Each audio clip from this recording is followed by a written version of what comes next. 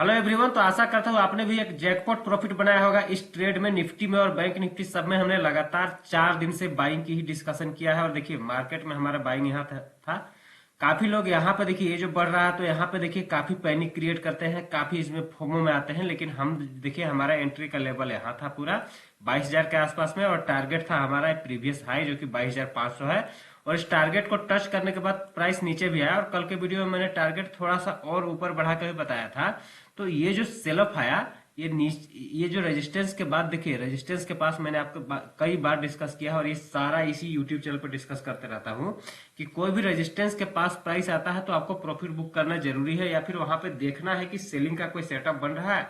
देखिए ये रेजिस्टेंस पे ये जो सेलिंग का सेटअप होता है उसमें सबसे हमारा जो मेन क्राइटेरिया होता है कि अगर कोई रेजिस्टेंस या सपोर्ट पे आ गया है और ये मूविंग एवरेज काफी स्ट्रेच है, आवरली चार्ट की मैं बात कर रहा हूँ, इसी टाइप से और दूसरे टाइम फ्रेम के चार्ट भी आप देख सकते हैं। मैं यहाँ पे आवरली चार्ट की बात कर रहा हूँ। जैसे ही देखिए इंपॉर्टेंट रेजिस्टेंस है प्रीवियस हाई के आसपास में आया, यहीं से देखिए जैसे ये वाला जो ट्रेड है 22,000 के आसपास में स्टार्ट हुआ, 22,400 450 ये सब जोन में प्रॉफिट बुकिंग जोन था, ठीक है।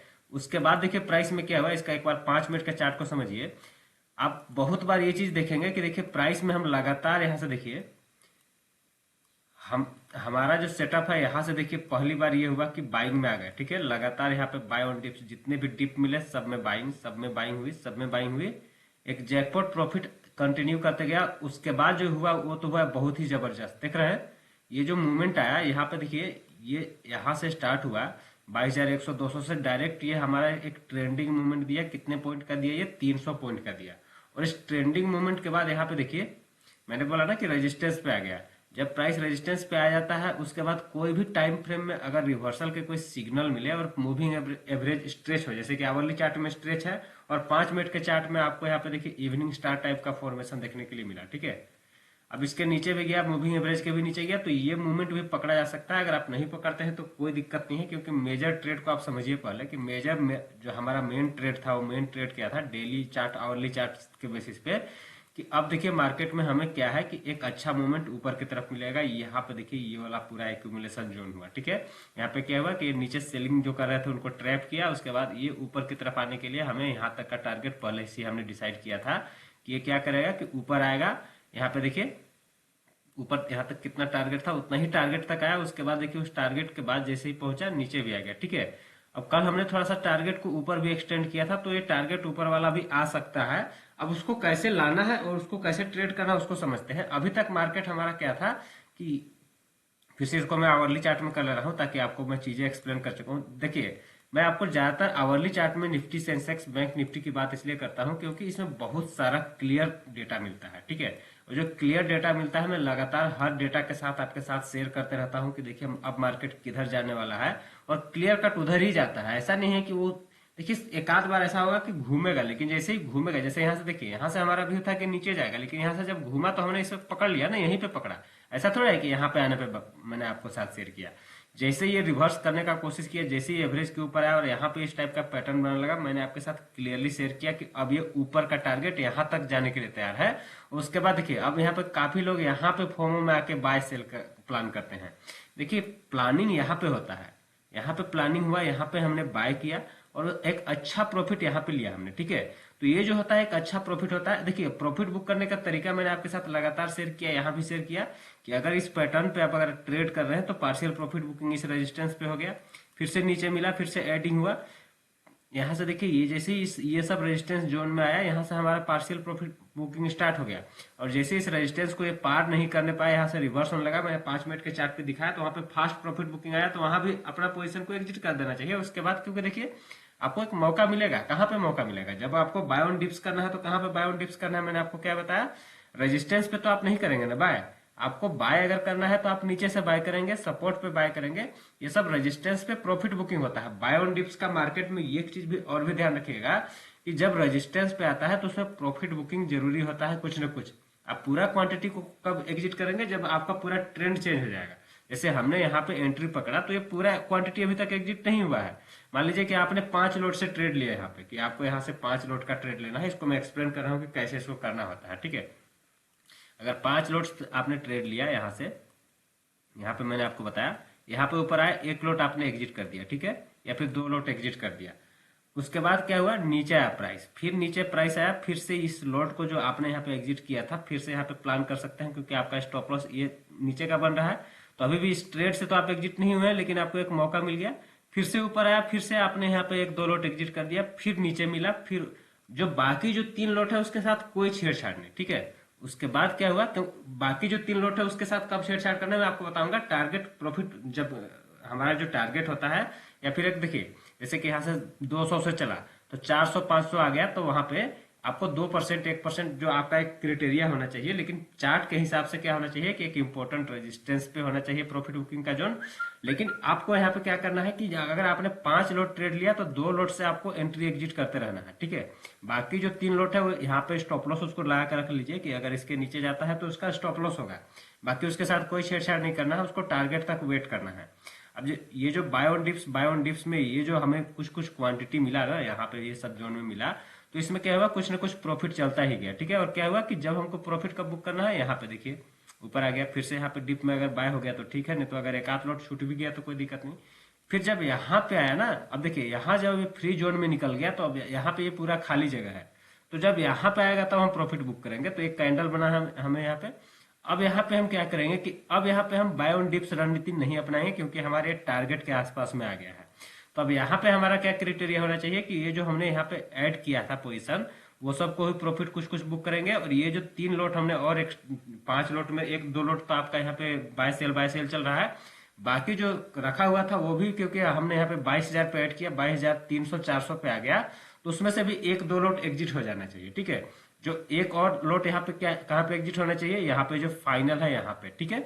अब इसमें क्या होगा कि इसमें आपको 5 लोट से ट्रेड करेंगे। कई बार आपको क्या होगा कि यहाँ से यहाँ तक आप बोलेंगे कि एक ही ट्रेड में ले लेते, तो मान लीजिए कि 400 पॉइंट तो 5 लोट का एक अच्छा प्रॉफिट हो जाता।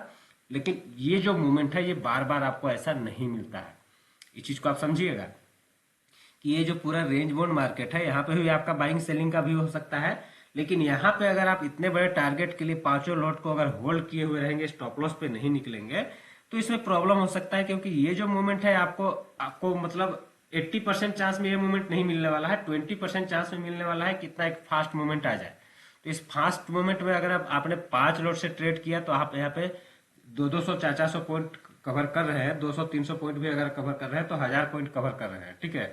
लेकिन यही चीज अगर आप यहाँ से ये चीज नहीं करके आप सीधे सोचेंगे कि नहीं हम यहाँ पे ये लेते हैं और यहाँ से हम 400 पॉइंट कवर करते हैं, तो कई बार आपको क्या होगा कि इतना ऊपर जाएगा, फिर नीचे आ जाएगा, फिर ऊपर जाएगा, और इसमें आप फंसे हुए रहेंगे, ठीक है।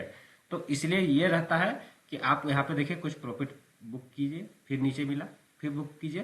तो इसमें क्या होता है कि आपको तो लग रहा है कि आपने कम क्वांटिटी में किया ट्रेड, लेकिन देखिए एक्चुअल में आपने 2 लोट 3 लोट को होल्ड करके रखा, तो उसमें आपको मान लीजिए कि 400 पॉइंट का प्रॉफिट हुआ, ठीक है टोटल। तो टोटल 400 पॉइंट का प्रॉफिट हुआ, तो 3 लोट में आपका 1200 पॉइंट का प्रॉफिट हुआ, और ये जो 2 लोट आपने यहाँ पे ये किया ना, उसमें आपको 1200 पॉइंट ये 2 लोट में ही सिर्फ मिल जाएंगे। क्यों मिलेंगे?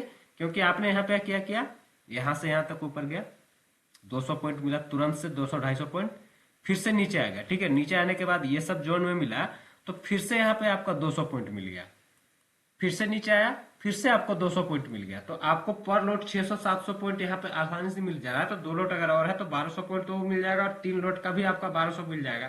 तो अगर आप पांचों लोट से अगर आप पूरा 400 500 पॉइंट को कवर करते हैं तो उतना ही प्रॉफिट होगा। लेकिन ये जो पार्शियल प्रॉफिट बुकिंग जो है ना, इसको मैं एक लाइव ट्रेडिंग में दिखाऊंगा तो आपको अच्छी तरह समझ में आएगा। लेकिन इस चीज को आप समझिए कि ये जो चीज होता है, ये जो पार्शियल प्रॉफिट बुकिंग जोन में, ये आपको एक लॉसेस से भी बचाएगा। यहाँ पे देखिए लॉस से कैसे बचाएगा, ये प्रॉफिट तो ऑलमोस्ट आपका सेम होगा, आप पूरा क्वांटिटी को होल्ड करें या फिर प्रॉफिट बुक करके नीचे वाले क्वांटिटी को होल्ड करें, उसमें आपको क्या होगा कि कई बार अगर यहीं से ट्रेंड रिवर्स होता हुआ भी होगा ना, तो उसमें भी आपको अच्छा प्रॉफिट हो जाएगा। वही मैं आपको एक्सप्लेन करूंगा सिनेरियो। एक सिनेरियो देखते हैं नीचे का। मान लीजिए कि क्या होता है कई बार कि आपने यहाँ पे एंट्री कर लिया, प्राइस ऊपर गया, यहाँ पे आपने 2 लॉट बुक कर लिया, अब यहाँ पे आपका 200 पॉइंट बढ़ गया, ठीक है। तो 200 पॉइंट बढ़ गया, यानी कि आपने अगर 22,000 पे बाय किया था, तो अब आपका जो एवरेज बाइंग प्राइस है वो 22,000 से नीचे आ गया, 40-50 पॉइंट नीचे आ गया। तो अब तो आपका एग्जैक्ट जो ये स्टॉप लॉस है इससे थोड़ा 100 पॉइंट नीचे बन रहा है, 3 लॉट ही है आपके पास। वापस यहाँ पे आया, वापस यहाँ पे आने के बाद अगर ऊपर नहीं गया, नीचे ही चला गया, ये कंटिन्यू कर दिया, और यहाँ पे आपने वापस से ऐड कर लिया, तो यहाँ पे आपने फिर से 5 लॉट ऐड कर लिया, लेकिन आपका जो एवरेज बाइंग प्राइस है वो अभी भी नीचे रहेगा, क्योंकि आपने ऑलरेडी यहाँ पे 200 पॉइंट कवर कर लिया है। तो 200 पॉइंट आपको यहाँ पे नीचे का कुशन देगा कितना, 5 लॉट के हिसाब से आपका 40-50 पॉइंट का और स्टॉप लॉस को नीचे कर देगा। अब आपको स्टॉप लॉस नीचे अपने से करना नहीं है, लेकिन उतना आपका सेफ्टी हो गया कि 40-50 पॉइंट कम लॉस के साथ निकलेंगे। यानी कि 150 पॉइंट का हमारा अगर पहले से स्टॉप लॉस डिफाइंड था, तो अब वो स्टॉप लॉस हमारा 100 पॉइंट का ही हो गया। जबकि नीचे आया तो हमने ऐड तो कर ही लिया। अब इनकेस ऊपर ही निकल गया तो बहुत ही फास्ट तरीके से ऊपर निकल गया, तो कई बार देखिए फास्ट तरीके से निकल गया, उसके बाद जब डिप मिलता है तब बाय अगर मिले तो ठीक है, नहीं मिले तो उसमें कई बार आपको वो चीज हो सकता है कि उसमें एक आप ये चीज कहेंगे कि वहां पे आपको 5 लॉट रख लेते हैं पूरा, तो पूरा उसमें प्रॉफिट हो जाता। लेकिन वैसा आपको सिनेरियो देखिए, पूरा जो आपके सामने चार्ट दिख रहा है आवरली चार्ट ना, इसमें कब कब मिल रहा है आपको, 8-10 दिन का कंसोलिडेशन मिलता है, उसके बाद एक मूवमेंट मिलता है, 8-10 दिन का कंसोलिडेशन, उसके बाद मूवमेंट। तो उस कंसोलिडेशन में क्या होता है कि आप ये सब मैनेजमेंट करेंगे तो उसमें आपको अच्छे अच्छे प्रॉफिट और भी मिलते हैं। इसीलिए मैं इस चीज को बार बार एक्सप्लेन करता हूं कि देखिए ये जो स्ट्रेटेजी है इसको सही तरीके से अगर अप्लाई करते हैं तो रिजल्ट अच्छे मिलते हैं। डिस्क्लेमर ये है कि एक एजुकेशनल वीडियो है, कोई भी ट्रेडिंग या इन्वेस्टमेंट का डिसीजन लेते हैं तो अपने फाइनेंशियल एडवाइजर से सलाह लेकर ही लीजिए। अब ये जो हमने प्लान किया कि यहाँ से ट्रेड करके यहाँ तक का टारगेट आएगा, ये तो आ गया। अब ये स्ट्रेच होने के कारण यहाँ पे देखिए मूवमेंट भी आ गया। अब ये जो मूवमेंट आने के बाद अब क्या है कि अब हमारा ये जो है एक इंपॉर्टेंट रेजिस्टेंस जोन बन चुका है, ठीक है, क्योंकि दूसरी बार यहाँ पे आके प्राइस रुका है, तो अब ये इंपॉर्टेंट रेजिस्टेंस जोन बन चुका है, प्रीवियस हाई भी है। तो अब यहाँ पे अगर प्राइस इस टाइप से अगर कंसोलिडेट करता है, थोड़ा सा और लंबा कंसोलिडेशन होता है तो अच्छा मूवमेंट मिलेगा। अगर ये कंटिन्यू भी करता है तब भी ये पैटर्न ठीक ठाक ही रहेगा, क्योंकि एक राउंडिंग टाइप का भी फॉर्मेशन है। उसके बाद ये एक एक्यूमुलेशन पैटर्न हो गया, तो इसको आप डेली चार्ट में भी समझिएगा। तो यहाँ से अगर एक फ्रेश अगर ब्रेकआउट आता है तो एक और बड़ा टारगेट हो सकता है। देखिए जो चीज मैं आपको एक्सप्लेन करता हूँ उस चीज को भी समझिएगा कि अगर कोई देखिए ब्रेकआउट या ब्रेकडाउन आने के बाद टारगेट ओपन हो रहा है, उसके बाद फिर फेल हो रहा है, क्या हो रहा है, वो चीज भी आपको समझना जरूरी होता है। सिर्फ आपको ये चार्ट पैटर्न मैंने आपको बता दिया कि ये पैटर्न तो अच्छा बना है, राउंडिंग टाइप का बना है, अगर ऊपर जाएगा तो ये आपका जो 700-800 पॉइंट का जो मूवमेंट है, ये 700-800 पॉइंट ऊपर की तरफ और मिलेगा, ठीक है, ये तो अच्छी बात है। लेकिन अगर ये लेवल का ब्रेकआउट ही नहीं हुआ, ब्रेकआउट करके अगर इस टाइप से करके अगर ऊपर जा रहा है, तो उसमें आपको उसके हिसाब से प्लान करना पड़ता है। नहीं तो आप अगर डायरेक्टली यहाँ से अगर एक ऑप्शन बाय करके रख लेते हैं तो उसमें आपको प्रॉब्लम हो सकती है। उसके लिए आपको ऑप्शंस की स्ट्रेटेजी बनाना पड़ता है, प्लान करना पड़ता है। मैं यहाँ पे एक व्यू बताता हूँ, जैसे कि अगर आपने कोई एक व्यू बनाया कि मार्केट में ऊपर जा सकता है, तो उसके लिए देखिए बहुत सारी स्ट्रेटेजी होती है ऑप्शन की। आप बुल कॉल स्प्रेड यहाँ पे बाय कर सकते हैं। आप इसमें क्या कर सकते हैं कि ऑप्शन को सेल कर सकते हैं और एक ऑप्शन को बाय भी कर सकते हैं। पुट ऑप्शन मान लीजिए आपने यहाँ पे सेल कर दिया ये सब लेवल का, और नीचे का एक पुट ऑप्शन बाय भी कर लिया, तो वो भी एक अच्छा ट्रेड होता है। उसके अलावा यहाँ पे आप क्या कर सकते हैं कि ये रेजिस्टेंस है, इस रेजिस्टेंस के जब तक ऊपर नहीं निकलता है तो यहाँ पे हम 2 कॉल सेल कर दे, और इधर हम कॉल को बाय भी कर सकते हैं। ब्रेकआउट हो जाएगा तो इस ट्रेड से एग्जिट कर जाएंगे, तो वो रेशियो स्प्रेड हो जाता है। और इसके अलावा बहुत सारे स्प्रेड की स्ट्रेटेजीज है, ऑप्शंस की हेजिंग की स्ट्रेटेजी है, जो कि काफी अच्छी तरीके से काम करती है। आपको देखिए रिटर्न कम मिलेगा, लेकिन रिस्क आपका कम रहेगा, और व्यू क्लियर है तो आपका रिटर्न कम नहीं मिलेगा, आपका ज्यादा मिलेगा। वो ट्रेंडम अगर कोई आप स्ट्रेटेजी लगाते हैं तो एक अलग बात है। हम तो यहाँ पे क्लियर कट व्यू के साथ लगा रहे हैं ना, तो इसमें हम उसके हिसाब से ही स्ट्रेटेजी लगाएंगे कि रिस्क को थोड़ा सा कम रखा जाए और रिवार्ड को थोड़ा सा मैनेज किया जाए। तो ये स्ट्रेटेजी आपको सीखना पड़ता है, एक वीडियो में ये चीज मैं नहीं आपको एक्सप्लेन कर सकता हूँ। तो यहाँ पे सिंपल ये सब चीज होता है। अब इसका जो टारगेट की मैं बात करूं तो अभी देखिए, क्योंकि ये देखिए एवरेज थोड़ा सा यह स्ट्रेच हो रहा है, तो और ये एक सेलिंग भी आ गया है, तो अब यहाँ पे एक टाइम पास जोन बन रहा है डेली चार्ट में। इस टाइम पास जोन के बाद ऊपर जाएगा या फिर नीचे जाएगा, मैं आपको इसी यूट्यूब चैनल पर शेयर करूंगा, तो उसके लिए आप निश्चिंत रहिए, इस चैनल को सब्सक्राइब करके रख लीजिए। अगर मैं बात करूं बैंक निफ्टी का, तो बैंक निफ्टी में अभी भी टारगेट ऊपर का बचा हुआ है। यहाँ पे देखिए बैंक निफ्टी में ये जो है एक मूवमेंट आया, उसके बाद एक सपोर्ट से यहाँ पे जो बाउंस आया, तो एक अच्छा बाउंस ही है। लेकिन इस बाउंस के बाद अभी ऊपर का ये जो टारगेट, अभी ये सब जो हाई है, प्रीवियस हाई है, ये सब के जोन में अगर ये जा भी सकता है, तो उसके लिए अभी बैंक निफ्टी में पूरा एकदम क्लियर कट नहीं दिखाई दे रहा है। लेकिन एक चीज और भी ध्यान रखिएगा, यहाँ पे भी जो स्ट्रक्चर बना रहा है ना थोड़ा सा बड़ा टाइम फ्रेम में, इसीलिए मैं आपके साथ बार बार शेयर करता हूँ थोड़ा सा बड़ा टाइम फ्रेम, कि ये जो स्ट्रक्चर बना रहा है ये काफी जबरदस्त स्ट्रक्चर बना रहा है। तो अगर ये स्ट्रक्चर को ये कंप्लीट करता है तो बैंक निफ्टी में एक बड़ा मूवमेंट 4000 आसपास पॉइंट का, 5000 पॉइंट का मूवमेंट आ सकता है, जो कि 50,000 के ऊपर बैंक निफ्टी को भी ले जा सकता है। तो देखिए बैंक निफ्टी में भी अच्छे बायर एक्टिव हो गए हैं। सेलर्स यहाँ पे देखिए बैंक निफ्टी में तो यहाँ पे देखिए सपोर्ट से ही बाउंस आ गया, तो इसमें सेलर्स ज्यादा एक्टिव नहीं हुए थे और ट्रैप नहीं हुए थे, इसलिए उतना ज्यादा मूवमेंट नहीं आया। लेकिन क्योंकि निफ्टी में और सेंसेक्स में क्या हुआ था कि सेलिंग यहाँ पे स्टार्ट हो गया था, सेलर्स ट्रैप हो गए थे, इसलिए यहाँ पे मूवमेंट थोड़ा सा तेज आ गया, ठीक है।